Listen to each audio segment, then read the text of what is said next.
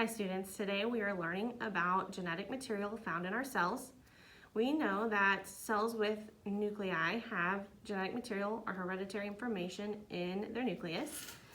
And if we look at this egg is a model and it represents the nucleus of a cell. And when I open my egg, you'll see that there is yarn in it. So there's one piece of yarn in this egg. Now, this is a model. We're using it to see DNA and genes, but the difference is in your cells, you have 46 strands of DNA, and they're really long. But for today, we're just gonna be simple and look at this model. So I have a nucleus of one person's cell. I've got a strand of DNA for them. And then I've got a nucleus for someone else's cell. And I have a strand of DNA for them. Now, this would be the chromosome or the DNA that codes for the same thing. Now, do you notice any differences? Do you notice any similarities? You can see that they have different colors on them, but they're about the same length. So if you look at this part of the strand of the DNA, it's pink. So this pink strand can represent a gene. Let me put it down on the table so it's easier to see. So if I line them up, the genes, the colors represent a gene.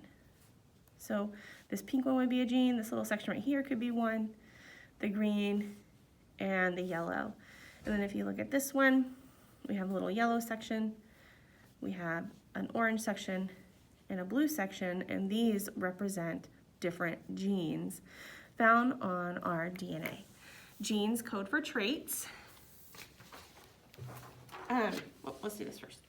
So if you're thinking about the DNA molecule, it is a strand. So yarn can be a good representation of DNA. And on our yarn, you see the different colors representing the different genes. Now, chromosomes. All a chromosome really is this DNA molecule all wound up tight. We can see it under the microscope. The cell's really getting ready to divide, and that's really when we see the chromosomes. But chromosomes are the same thing as a DNA molecule. It's just this long strand that's wound up tightly where we can see it. So let's look at a paper picture that goes with our model.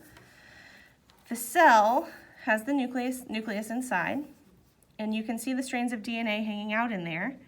And if we look at the strand of DNA, it's got rungs on it like a ladder. It looks like it's twisted. And a section of that DNA represents a gene.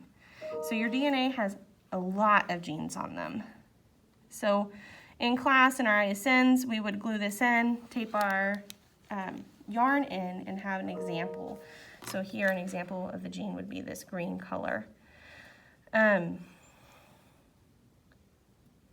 So remember, a DNA strand coils up into a chromosome.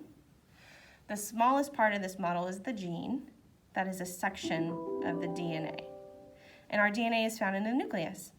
I think that's okay.